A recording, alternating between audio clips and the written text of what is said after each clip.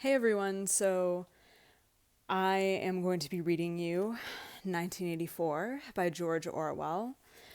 This is for world literature. If you're not in world literature, make sure you find the video that you're supposed to be watching.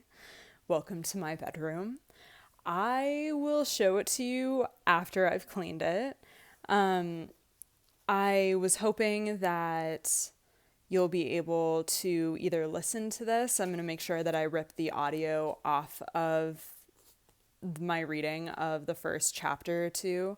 And yeah, so this is going to be a work in progress. You can watch the video, you can listen to it. Ideally, what I want you to do is to read along with me like we do in class. I understand that might not be possible for all of you, but if I rip the audio off of this, hopefully you'll be able to download it and you can listen to it wherever you are.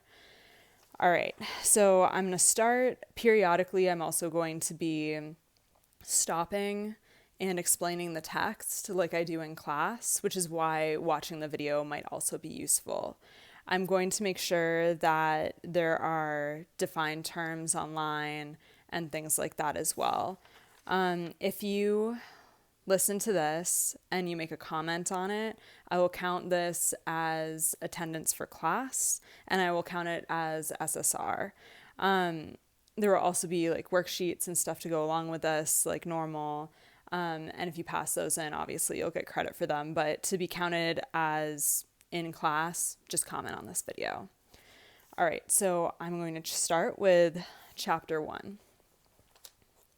It was a bright, cold day in April, and the clocks were striking 13. That's 1 o'clock. Winston Smith, his chin nuzzled into his breast in an effort to escape the vile wind, slipped quickly through the glass doors of Victory Mansions, though not quickly enough to prevent a swirl of gritty dust from entering along with him. The hallway smelt of boiled cabbage and old rag mats. At one end of it, a colored poster, too large for indoor display, had been tacked to the wall. It depicted simply an enormous face, more than a meter wide, the face of a man of about 45, with a heavy black mustache and ruggedly handsome features. Winston made for the stairs. It was no use trying the lift. Even at the best of times, it was seldom working, and at present the electric current was cut off during daylight hours. It was part of the economy drive in preparation for Hate Week. The flat was 7 flights up, and Winston, who was 39 and had a varicose ulcer above his right ankle, went slowly, resting several times on the way. On each landing, opposite the lift shaft, the poster with the enormous face gazed from the wall. It was one of those pictures which are so contrived that the eyes follow you about when you move. Big Brother is watching you, the caption beneath it ran. Okay, so I want to stop and talk about these few paragraphs. So notice the name of the place Winston Smith lives, Victory Mansions. This place isn't very victorious. It's not very good. The lift, which is the elevator, doesn't work. There isn't a whole lot of electricity in the building. It seems dusty. There's this creepy giant poster that says, of this man, that says Big Brother is watching you. So that's the first thing that I want you to get from this. Like, obviously, this place isn't a very good place to live, and yet it's called Victory Mansions. It also seems pretty small, too, so mansion may not be the best word either, because a mansion is meant to be a big house. Okay, I'm going to start up again. Inside the flat, a fruity voice was reading out a list of figures which had something to do with the production of pig iron. The voice came from an oblong metal plaque like a dulled mirror, which formed part of the surface of the right-hand wall. Winston turned a switch and the voice sank somewhat, though the words were still distinguishable. The instrument, the telescreen it was called, could be dimmed, but there was no way of shutting it off completely. He moved over to the window, a smallish, frail figure, the meagerness of his body merely emphasized by the blue overalls which were the uniform of the party. His hair was very fair, his face naturally sanguine, his skin roughened by coarse soap and blunt razor blades, and the cold of the winter that had just ended. So remember the telescreen, this dull thing, this square that looks kind of like a mirror. It can be turned down, but not off. So it can be dimmed, but it can't be turned off. So think of it kind of like a television, except you can watch things and listen to things on it, but also the party, the government is called the party, is also watching back. That's a really important thing to know about the telescreen. Outside, even through the shut window pane, the world looked cold.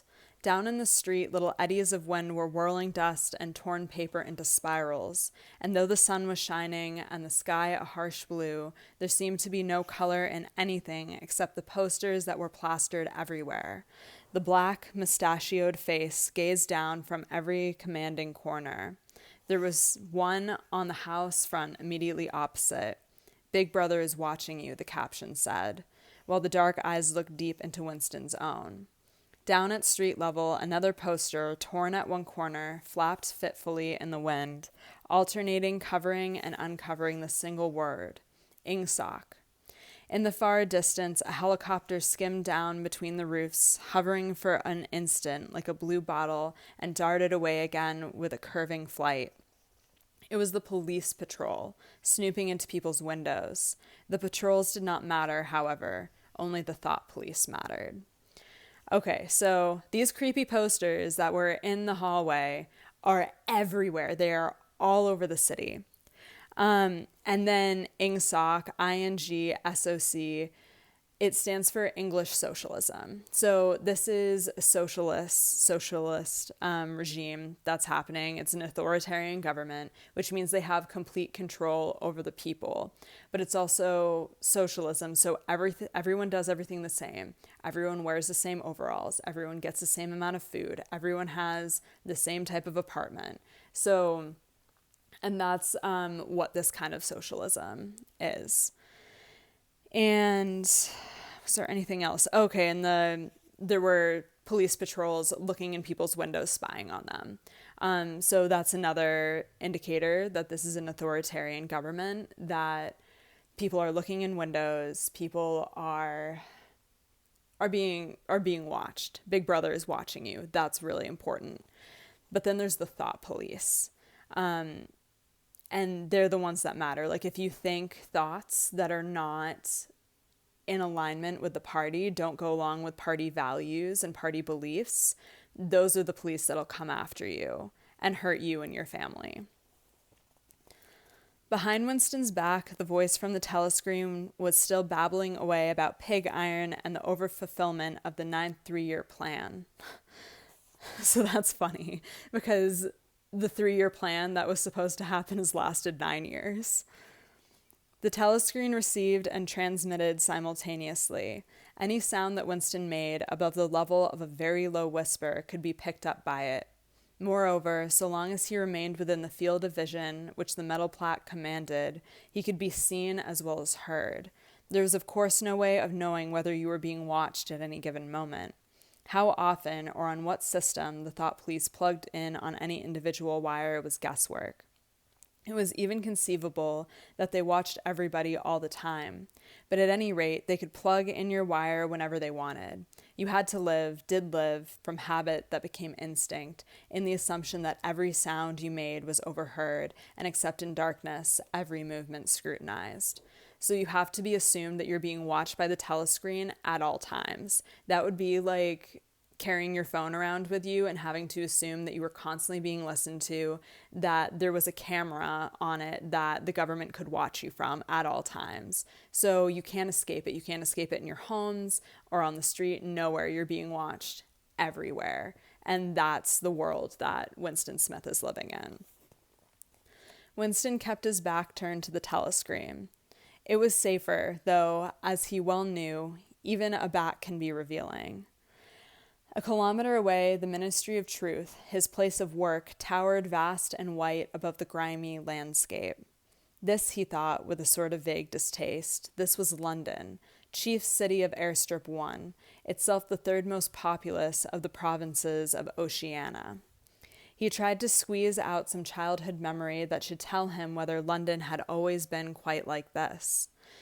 Were there always these vistas of rotting 19th century houses, their sides shored up with balks of timber, their windows patched with cardboard, and their roofs with corrugated iron, their crazy garden walls sagging in all directions, and the bombed sites where the plaster dust swirled in the air and the willow herbs straggled over heaps of rubble, and the places where the bombs had cleared a large path, and there had sprung up sordid colonies of wooden dwellings like chicken houses.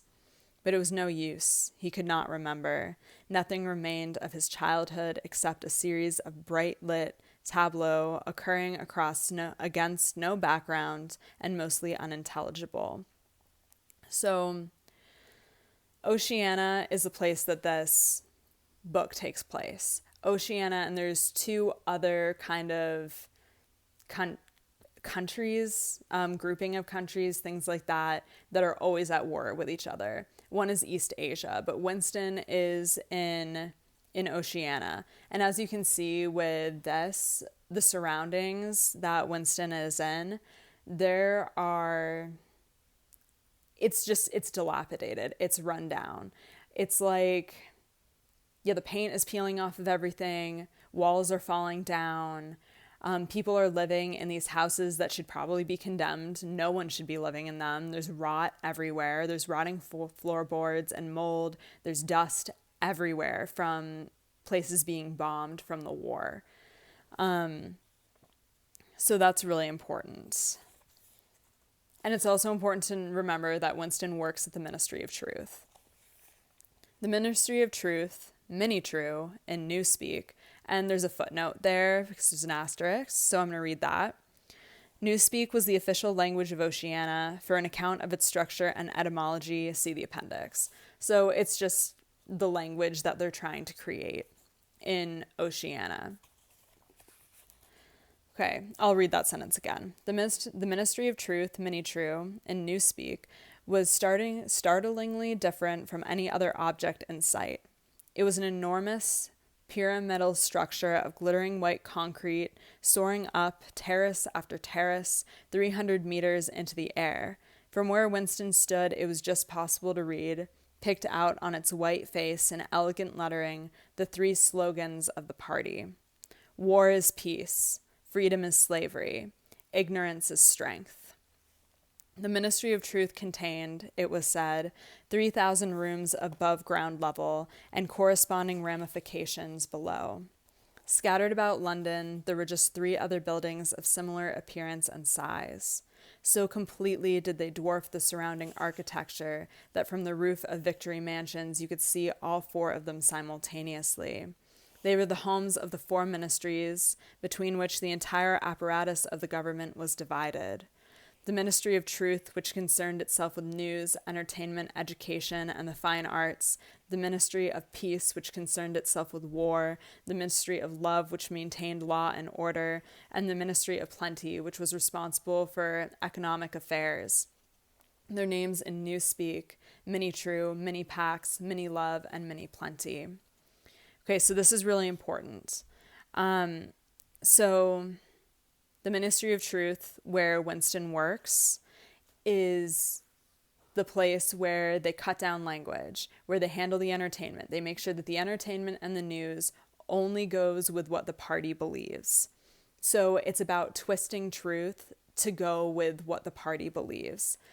The Ministry of Peace concerns itself with war, which is pretty funny because that's the opposite of what it should be concerned with. So it governs war. It makes sure that the war with Oceania, or not the war with the Oceania because we're in Oceania, but East Asia is going well. The Ministry of Love, that's where people get tortured. And then the Ministry of Plenty, which hands out basically the daily rations, the food. And what you're going to see is it's not going to be very much. Okay. So we're still on page 4 in the second paragraph. The Ministry of Love was the really frightening one. There were no windows in it at all. Winston had never been inside the Ministry of Love, nor within half a kilometer of it. It was a place impossible to enter except on official business, and then only by penetrating through a maze of barbed wire entanglements, steel doors, and hidden machine gun nests. Even the streets leading up to its outer barriers were roamed by gorilla-faced guards in black uniforms, armed with jointed truncheons. So the Ministry of Love is really well guarded. It's very scary. So there's barbed wire everywhere. It even looks terrifying, and like you'll get hurt before you even go into the place. Winston turned round abruptly. He had set his features into the expression of quiet optimism, which it was advisable to wear when facing the telescreen. He crossed the room into the tiny kitchen. By leaving the ministry at this time of day, he had sacrificed his lunch in the canteen, and he was aware that there was no food in the kitchen except a hunk of dark-colored bread, which had got to be saved for tomorrow's breakfast. He took down from the shelf a bottle of colorless liquid with a plain white label marked Victory Gin. It gave off a sickly, oily smell, as of a Chinese rice spirit. Winston poured out nearly a teacupful, nerved himself for a shock, and gulped it down like a dose of medicine. So even the alcohol is disgusting. That's another thing to look at, and clearly he doesn't have very much food. Instantly, his face turned scarlet, and the water ran out of his eyes. The stuff was like nitric acid, and moreover, in swallowing it, one had the sensation of being hit on the back of the head with a rubber club. The next moment, however, the burning in his belly died down, and the world began to look more cheerful. He took a cigarette from a crumpled packet marked Victory Cigarettes, and incautiously held it upright, whereupon the tobacco fell out onto the floor. So again, the Victory Cigarettes, not so good. With the next, he was more successful. He went back to the living room and sat down at a small table that stood to the left of the telescreen.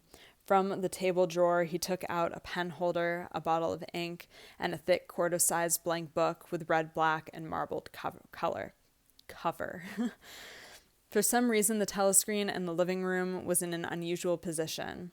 Instead of being placed, as was normal, in the end wall where it could command the whole room, it was in the longer wall opposite the window. To one side of it, there was a shallow alcove in which Winston was now sitting, and which, when the flats were built, had probably been intended to hold bookshelves. By sitting in the alcove and keeping well back, Winston was able to remain outside the range of the telescreen so far as sight went. He could be heard, of course, but so long as he stayed in his present position, he could not be seen. It was partly the unusual geography of the room that had suggested to him the thing that he was now about to do. So basically, the telescreen cannot see him where he currently is, and that's really important here. But it had also been suggested by the book that he had just taken out of the drawer. It was a peculiarly beautiful book. Its smooth, creamy paper, a little yellowed by age, was of a kind that had not been manufactured for at least 40 years past. He could guess, however, that the book was much older than that. He had seen it lying in the window of a frowsy little junk shop in a slummy quarter of the town, just what quarter he did not now remember, and had been stricken immediately by an overwhelming desire to possess it. Party members were supposed to not go into ordinary shops, dealing on the free market, it was called, but the rule was not strictly kept because there were various things such as shoelaces and razor blades which it was impossible to get hold of in any other way. He had given a quick glance up and down the street, and then had slipped inside and bought the book for $2.50. And at the time, he was not conscious of wanting it for any particular purpose. He had carried it guiltily home in his briefcase. Even with nothing written in it, it was a compromising possession. So Winston bought a diary. And that's important because a diary is something that you can write your thoughts down in. So if the thought police got it, it would be really bad because they could use Winston's thoughts against him and say that he's committed thought crime, which would be thinking thoughts that are against the party. The thing he was about to do was to open a diary. This was not illegal. Nothing was illegal since there were no longer any laws. but if detected, it was reasonably certain that it would be punished by death, or at least by 25 years in a forced labor camp. Winston fitted a nib into the pen holder and sucked it to get the grease off. The pen was an archaic instrument, seldom used even for signatures, and he had procured one furtively and with some difficulty, simply because of a feeling that the beautiful creamy paper deserved to be written on with a real nib instead of being scratched with an ink pencil. So pens are also hard to get, but he managed to get one. Actually, he was not used to writing by hand. Apart from very short notes, it was usual to dictate everything into the speak-write, which was of course impossible for his present purpose. He dipped the pen into the ink and then faltered for just a second. A tremor had gone through his bowels. To mark the paper was the decisive act. In small clumsy letters he wrote, April 4th, 1984. And so in this world, people don't seem to write anymore. So that's important. They speak into something called a speak write. So that'd be kind of like Siri. Like you'd speak into Siri and it would write across in a text message or on Google or something like that. And think of that as a speak write. Or if you've ever heard of Dragon Naturally Speaking, my sister had one of those where she could say her essay into a microphone and then it would type across the computer screen for her. He sat back. A sense of complete helplessness had descended upon him. To begin with, he did not know with any certainty that this was 1984. It must be around about that date, since he was fairly sure that his age was 39, and he believed that he had been born in 1944 or 1945, but it was never possible nowadays to pin down any date within a year or two. For whom, it suddenly occurred him to wonder, was he writing this diary? For the future, for the unborn? His mind hovered for a moment round the doubtful date on the page, and then fetched up with a bump against the newspeak word, doublethink. For the first time, the magnitude of what he had undertaken came home to him. How could you communicate with the future? It was of its nature impossible. Either the future would resemble the present, in which case it would not listen to him, or it would be different from it, and his predicament would be meaningless. For some time he sat gazing stupidly at the paper.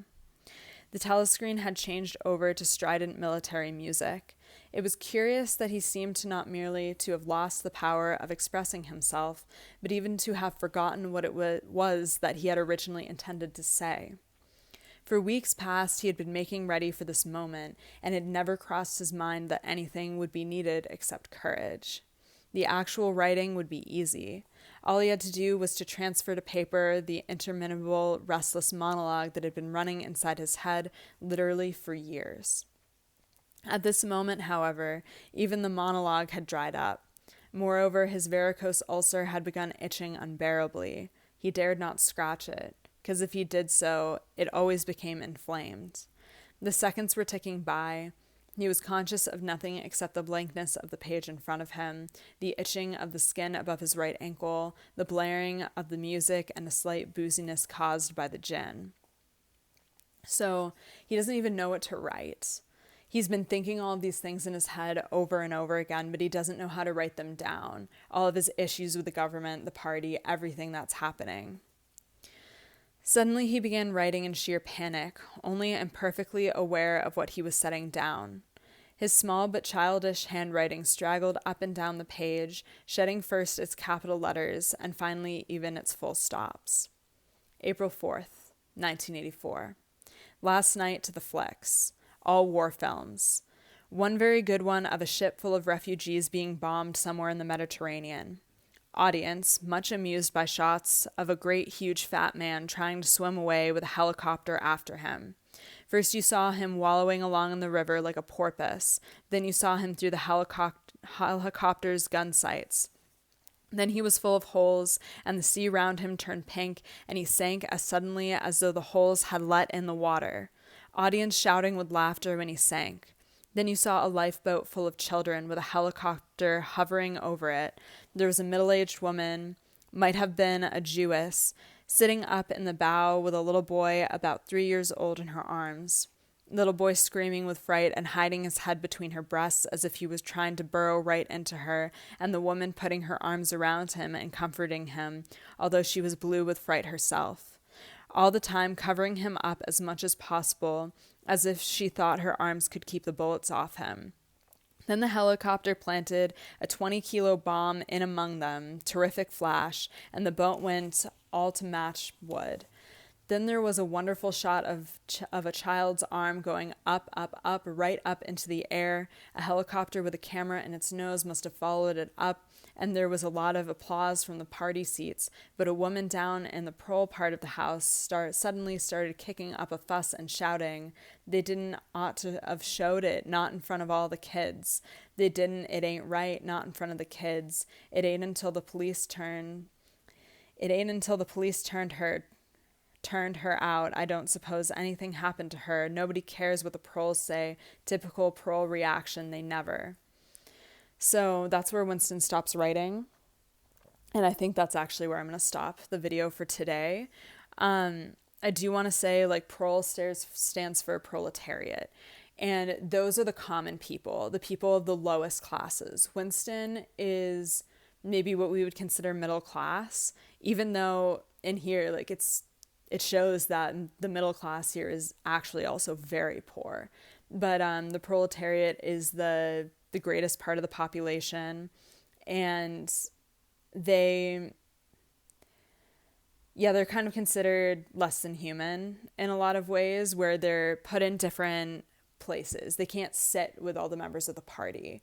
They're the main population of people, and they're the people who, I don't know, in some ways, they don't necessarily uphold party values, but the party needs them because they're the main workers. They're the main people. They're the main population of people that they need to keep down in order for the party to be able to continue oppressing and hurting all of the people that they do.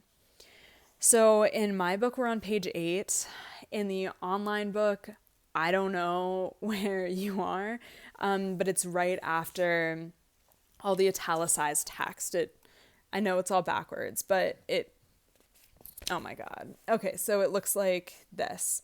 And it's after Winston writes down everything, and then I'm going to pick this up later. I'm going to give you some questions and things like that about this. I'm going to ask you to write your reactions to the party's slogans, the beliefs the party lives by.